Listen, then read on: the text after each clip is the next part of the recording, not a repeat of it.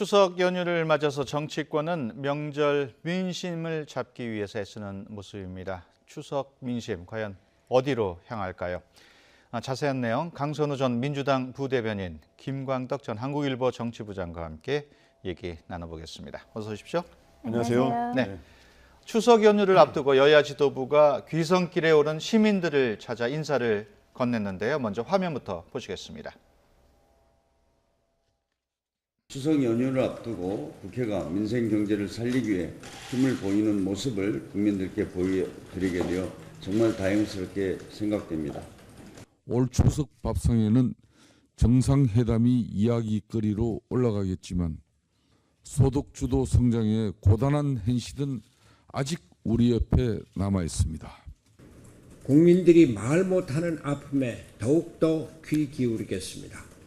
이번 정기국회에서 민생, 경제 입법 처리에 최선을 다하겠습니다. 네, 추석 연휴가 시작되자마자 여야 지도부는 추석 민심을 선점하기 위해서 기차역으로 총출동을 했습니다. 과연 정치인들에게 명절, 또 명절의 민심은 어떤 의미인지 궁금한데요. 어떻게 보십니까? 여야 지도부가 그 명절 때마다 이렇게 역에서 귀성 인사를 하는 모습은 저에게 친숙한 모습이죠. 뭐 설 때는 예를 들면은 선거를 생각을 해보면 그 시기를 생각해보면 설이 1월이니까요. 그 총선은 4월이고 그리고 추석 같은 경우는 대선이 있는 해는 예를 들면은 지금까지는 12월이었으니까 그 어떤 민심의 그런 바로미터 향배가 될 수 있는 그런 가족 모임들이 많으니까요. 그래서 그 귀성 인사를 하는 모습을 우리가 그 친숙하게 보는데 저는 개인적으로 이 기차역에 가서 그런 귀성 인사하는 모습이 이제는 좀 바뀌었으면 좋겠어요.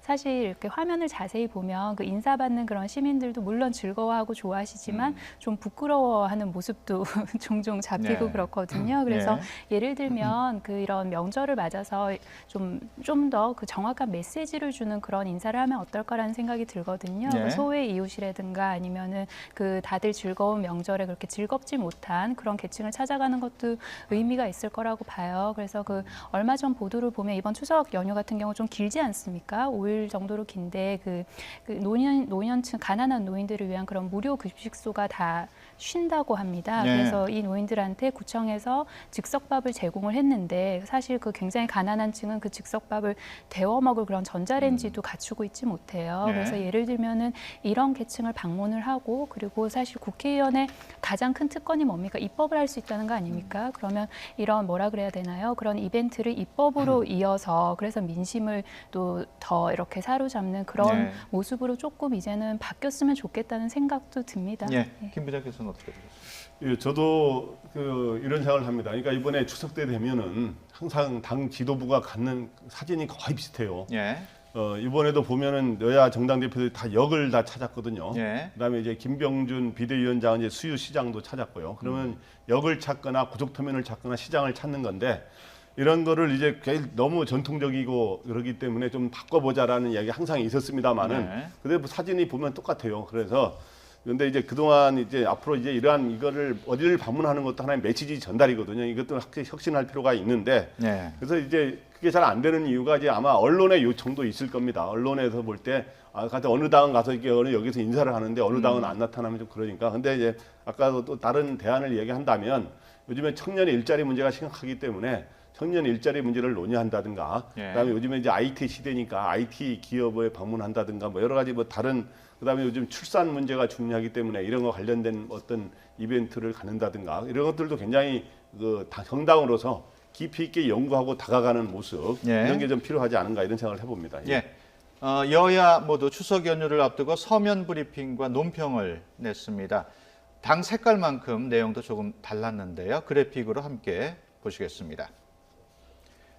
네, 더불어민주당 가족 친지와 남과 북이 더불어 함께하는 추석 명절이 되기를 기원한다는 내용이고요. 한국당은 행복만 가득해야 할 추석 명절이 경제 현실에 가로막혀서 한숨으로 가득할까 봐 걱정이다. 또 바른미래당도 한숨만 늘어난 소상공인과 자영업자분들 공감한다 이런 내용입니다. 네, 이 여야 모두 추석을 따뜻하게 기원을 합니다. 지금 민주평화당과 정의당 내용도 또 나오고 있는데요. 개혁 야당 역할을 톡톡히 하겠다는 내용, 또 민생을 책임지는 선물을 드리기 위해서 노력하겠다. 당마다 조금씩 포인트가 다르죠?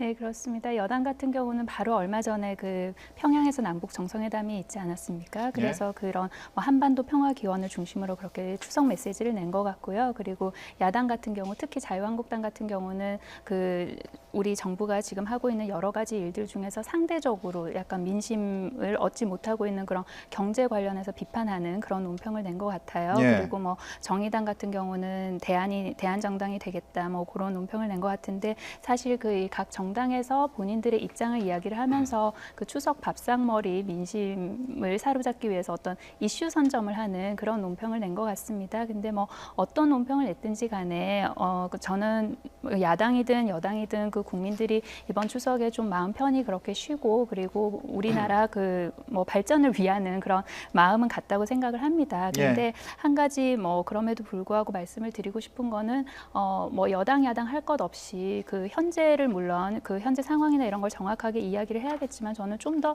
미래 이야기를 하는 논평이 없는 게 좀 아쉬운 것 같아요. 그래서 그 우리 미래, 특히나 가족이 모이는 그런 추석이면 아이들도 다 같이 모이지 않습니까? 그러면 우리 아이들의 뭐 미래라든가, 아니면 사실 우리 아이들은 생각해 보면 그렇지 않습니까? 그 뭐 유럽이든 뭐 미국이든 그런 걸 일일 생활권으로 해서 100살 넘게 살 그런 세대인데, 정말 그 글로벌 시티즌이 될 그런 세대인데, 그런 세대들한테도 그 좀 메시지를 줄 만한 그런 미래에 관한 이야기도 좀 곁들였더라면 더 알겠습니다. 좋았겠다 생각됩니다. 야당들 내용을 보면은 경제, 민생 이 부분을 강조를 했어요.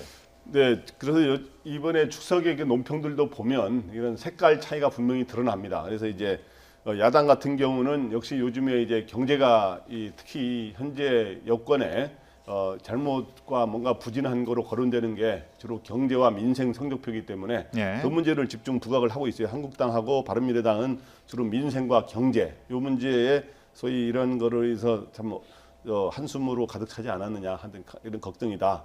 이런 이야기를 자유한국당이 이야기하고 있고요. 그래서 그런데 상대적으로 이제 다 민주당은 민생도 이야기하면서 평화, 남북 평화를 이야기하고, 그다음에 민주평화당 같은 진보 성향의 이제 이 야당이지만 그런 데는 이제 평화와 함께 개혁을 이야기하고, 그다음 정의당은 또 민생을 이야기 안 할 수 없잖아요. 근데 정의당은 평화와 민생을 이야기하고, 이런 데서 약간의 이런 강조하는 게 다른데, 자유한국당과 바른미래당은 남북 관계와 이런 평화 이런 문제는 별로 비중을 좀 적게 두는 그런 분위기입니다.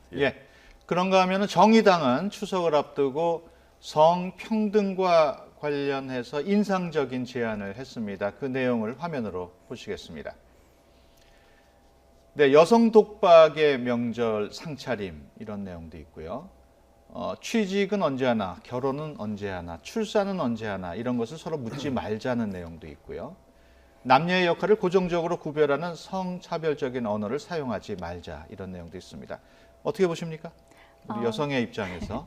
새로운 내용은 아니지만 어쨌든 그 우리가 그 명절 때 항상 언제나 부각되는 그런 문제를 잘 짚어준 것 같아요. 그 사실 명절이 가족이 모이고 화합하는 그런 기회가 돼야 되는데 오히려 분열이 생기는 그런 경우도 종종 보죠. 그래서 그 어떤 친족 간의 사건 사고도 우리가 명절을 전후해서 굉장히 많이 보고, 그리고 실제 보면은 그 이혼율이 명절을 전후해서 특히 그 이후로 해서 뭐 1.9배 거의 2배 가까이 늘어난다는 그런 분석도 있습니다. 그래서 그 다 같이 즐겁자고 만나는 명절이고 오랜만에 가족들의 얼굴을 보는 건데, 그 어떤 뭐 이런 가사 노동의 그런 불평등함이나, 아니면 사실 그 우리 식탁에 빵 가져오는 사람이 전통적으로 남성이었지만 이제는 뭐 여성도 밖에서 일을 하고 그렇기 때문에 당연히 이런 가사 노동이나 이런 게 평등하게 돼야 되지 않겠습니까? 그래서 지금 현재 뭐 미투 운동도 그 사회 분위기를 굉장히 이끌고 있는 그런 상황에서 저는 새롭고 적절한 그런 논평이었다고 생각합니다. 또 명절에는 감사하는 마음, 또 격려의 뜻으로 선물을 주고 받습니다. 정치권에서는 어떤 선물이 오갈까요? 궁금한데요. 문재인 대통령 어떤 선물을 했습니까? 근데 역대 대통령들이 추석이라든가 설에 이렇게 수천 명의 사람들한테 우리 이렇게 어려운 소외 계층이라든가 그다음에 우리 사회의 각계 지도층 인사들한테 선물을 보통 수천 명한테 보냅니다. 근데 이제 문 대통령의 올해 추석 선물은 지금 그래픽으로 나오고 있네요.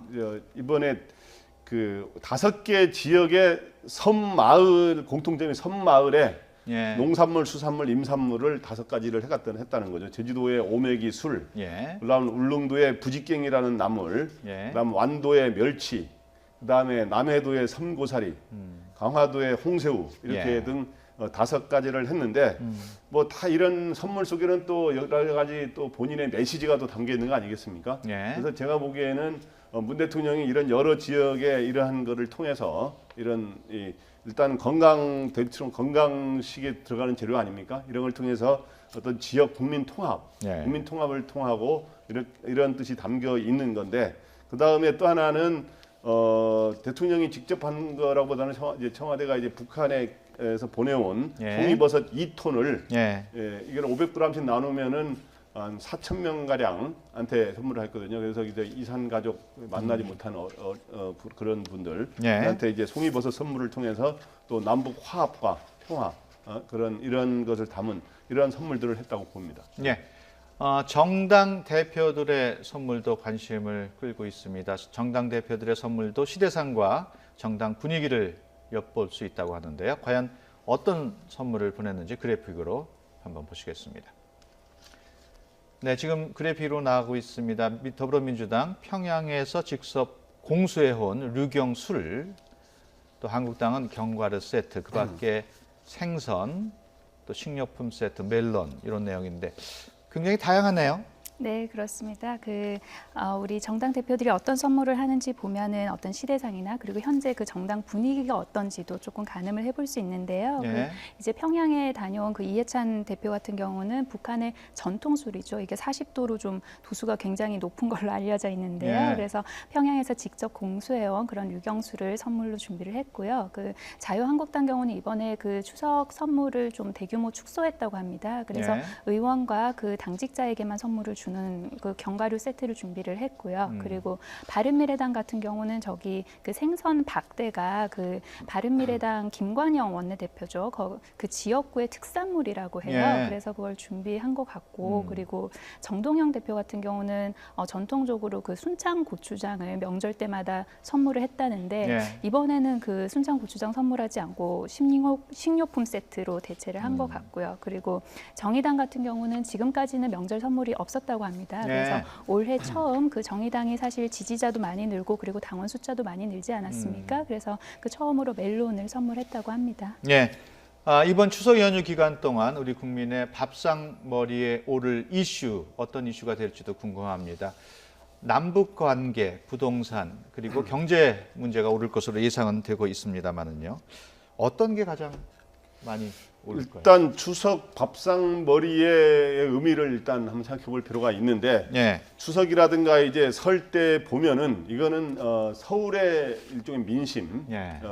그리고 지역의 민심 이런 것들이 만나서 서로 밥상머리에서 대화를 주고받아 가지고 서로 영향을 주면서 일종의 영광로 같은 예. 민심의 영광로 같은 거였는데 영어로 이제 멜팅 팟이라 그러죠. 이제 예. 그런 역할을 해서 결국에는 대통령 지지율과 정당 지지율의 변화도 가져옵니다. 그게 예. 더 높아지는 경우도 있고 좀 낮아지는 경우도 있고 한데 그래서 이번에 여러 가지 그중 화두가 이제 나올 수 있는 게 이번에 평양 정상회담을 비롯한 남북 관계 그게 이제 예. 화두로 나올 것이고 또 하나는 경제 문제 예. 구체적으로 들어가면 거기에는 경기라든가 물가 이런 이야기도 나오겠습니다만은 여기 일자리 문제, 예. 지금 청년 실업률이 10%까지 높아지지 않았습니까? 이런 문제. 그 다음에 부동산 가격, 특히 서울 중심으로 하는 부동산 가격 폭등 문제. 예. 지방은 좀 반대 현상도 나타나고 있습니다만은 이러한 것들이 이슈로 모아지면서 그러면 그렇게 용광로처럼 됐을 때 예. 과연 그게 어떤 결과로 나타날지는 좀 지켜봐야 될 것 같습니다. 예. 남북 정상회담 마무리가 됐습니다. 이제 국회에 제출된 판문점 선언 비준 동의안의 향배가 관심을 끌고 있습니다. 추석이 끝나는 대로 반드시 처리에 나설 것이다 이렇게 정부 여당 얘기하고 있는데요. 어떻게 전망하십니까? 야당의 반대 때문에 그렇게 쉽지는 않을 걸로 보입니다. 예. 사실 그 평양 남북 정상회담이 있기 전에 그 판문점 선언 비준안을 처리를 하려는 노력이 있었죠. 예. 정상회담에 힘을 보태주는 그런 의미로 그런 노력이 있었는데 그 야당이 그 당시 그 반대를 한 명분이 뭐였냐면 비핵화에 대한 그런 구체적인 진전이 없기 때문에 이번 평양 정상회담을 지켜본 이후에 논의를 하자 해서 그 정상회담 이후로 미뤄놓은 상황이었어요. 예. 근데 이번 그 남북 정상회담 평양에서 있었던 남북 정상회담을 보면은 그 비핵화에 대한 굉장히 구체적인 언급이 있지 않습니까? 그 예를 들면은 그 동창리 그 핵실험장을 예. 그 참관하에 그 유관국의 참관하에 폐기를 폭발을 시키겠다. 그리고 예. 상응하는 조치가 있다면 그 영변의 핵 원자로도 우리는 폐기를 하겠다. 그렇게 구체적인 언급이 있었는데 예. 근데 사실 그 언급이 있은 이후에 그 보수 야당의 반응은 그거였어요. 오히려 후퇴했다. 비핵화에 대한 구체적인 언급이 없었다. 그 팩트가 아니죠. 있었음에도 불구하고 그걸 부인을 하면서 지금 약간 반대를 하는 그런 명분을 만들어가고 있다는 생각이 듭니다. 예. 그리고 예를 들면은 이제 그 평화를 향한 그런 군사적 합의에 대해서도 너무 조급하다, 성급하다 이런 이유로 지금 반대를 하고 있기 때문에 사실 그 정상회담 이후에 비핵화의 구체적인 진전이 있으면 우리가 그 비준을 하는데 적극적으로 임하겠다는 그 말이 좀 무색할 만큼 예. 약간 지금 반대를 하고 있는 상황이어서 쉽지는 않을 걸로 보입니다. 예. 문재인 대통령이 방북 브리핑을 통해서 평양 공동선언 시행을 위한 범정부 차원의 추진 체계를 만들 것 이렇게 얘기했습니다. 그러면서 국회에 협조를 당부했는데요. 역시 국회의 비준 동의를 예고하는 대목이라고 볼 수 있겠습니다. 하지만 보수 야당은 계속 거센 비판을 하고 있는데 어떻게 야당을 설득해야 될까요? 야당을 설득하는 방법은 일단 야당 지도부라든가 이제 원내대표 이런 사람들을 불러서 네. 청와대에서 다시 설명을 하면서 이런 설득하는 작업을 할 거로 예상이 됩니다. 근데 네.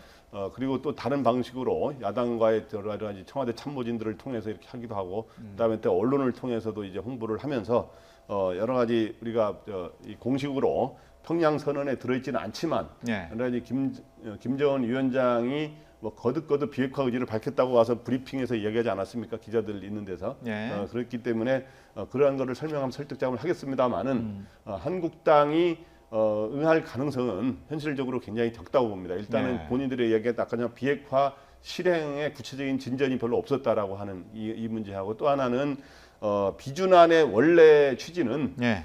중대한 재정적인 부담이 되는 거에 대해서 비준을 국회는 할 수 있다 한다 이렇게 돼 있거든요. 네. 그러니까 이제 결국에는 그 비용을 추계를 밝혀야 되는데 지난번에 판문점 선언에 대한 비용을 밝힐 때 통일부에서 내년에 당장 필요한 것만 추가로 필요한 한 3천억 정도만 밝혔거든요. 예. 그러나 보통 그런 비용이라고 하는 게 14선언을 이행을 위해 하는 게 한다 실천한다라고 판문점 선언 들어있기 때문에 그거를 통일부가 2008년에 추계했을 때마다 14조 정도가 넘는다는 이야기가 나왔었거든요. 네. 그리고 일반 민간 연구기관 같은 데 수십조 이야기도 나오고 그러기 때문에 그런 거를 바로 두 가지 점을 들어 한국당이 반대해야 될 거고 결국에 캐스팅 보트가 바른미래당이기 때문에 제가 주목을 해왔는데 네. 최근에 바른미래당이 평양 정상회담에 대해서 손학규 대표를 비롯해서 굉장히 비판적으로 접근하고 있어서 바른미래당 그러니까 두 야당 네. 한 야당만 반대하면 좀 뭔가 좀 고립시키면서 뭔가 추진할 수가 있는데 두 야당이 반대하는 상황에서는 쉬운 것만은 아닌 거로 보인다 이렇게 생각이 듭니다. 예. 이번에는 문재인 대통령의 국정 지지율 내용을 살펴보겠습니다. 그동안 줄곧 하락세를 보여왔습니다만 하락세를 끊고 60%대를 회복을 했습니다. 그래픽을 함께 보시겠습니다. 네, 8월 셋째 주 60%였고요. 그 이후로 56, 53, 49 계속 하락을 했습니다. 9월 둘째 주에 50%로 살짝 반등한 이후 세 번째 주에 61%로 많이 올랐습니다. 어떻게 분석을 하십니까? 사실 이 대통령의 직무 수행 평가, 즉 지지율이 민심을 읽는 바로미터지 않습니까? 그래서 예. 그 우리 국민이 어떤 평화에 대한 열망 그리고 그 남북 관계의 그런 긍정적인 발전에 대한 열망이 얼마나 컸었나 그리고 이 다른 그 조사를 보면은 국민 5명 중 4명이 이번 판문점, 죄송합니다. 그 평양 그 남북 정상회담이 굉장히 잘 됐다라는 긍정 평가를 한 그런 조사도 있습니다. 그래서 저는 이번에 이렇게 지지율이 올라간 거는 어떻게 보면은 당연한 결과라고 생각하는데 예. 그 이번 지지율뿐만이 아니라 그 이전에 계속 하락세였던 그 지지율을 봐도 사실 그 뭐 경제 문제라던가 아니면 뭐 부동산 문제라던가 그런 게 있었음에도 불구하고 저 숫자 자체가 그렇게 낮은 지지율은 아니었어요. 그래서 그 말은 역으로 좀 생각을 해보면 그 당시 저 지지율이 하락할 때도 잘하고 있는 긍정평가의 이유가 남북관계였거든요. 그러면 우리 국민의 민심이 얼마나 그 남북관계 평화에 대한 열망이 큰가 그것을 좀 야당이 좀 읽었으면 좋겠다는 생각이 들고요. 그리고 그 조금 전에 2007년 그 14선언 14조 원 예산 말씀하셨는데 그 14조 원이 그 국민 세금으로 14조 원 전체가 국민 세금으로 나가는 그런 예산이 아니라 그 항목을 자세히 살펴보면 민간 기업에서 그런 투자도 상당한 부분을 차지합니다. 즉 민자를 포함을 하는 거죠. 그래서 그 야당에서는 이 14조 원이든 뭐 그 더 큰 숫자의 그런 돈도 이제 그 전부 다 국민 세금이다라는 그런 식으로 약간 퍼주기 프레임으로 그 반대를 하는 그런 경향도 있는데요. 그 사실 어떤 상황이나 시대 상황이나 국민의 그런 의식이나 인식이 굉장히 많이 변했습니다. 우리가 그 자연에서 조금 돌이켜서 생각을 해보면 덩치가 굉장히 컸던 그런 공룡도 소멸을 했죠. 그 공룡이 소멸을 한 이유는 바뀐 환경에 적응을 못해서 그렇습니다. 그래서 그 야당도 그 이번 그 대통령 지지율뿐만이 아니라 여러 가지 민심을 읽고 우리나라가 우리 국민이 얼마나 변화했는지를 조금 생각을 해봤으면 좋겠습니다. 예, 어떻게 보셨습니까?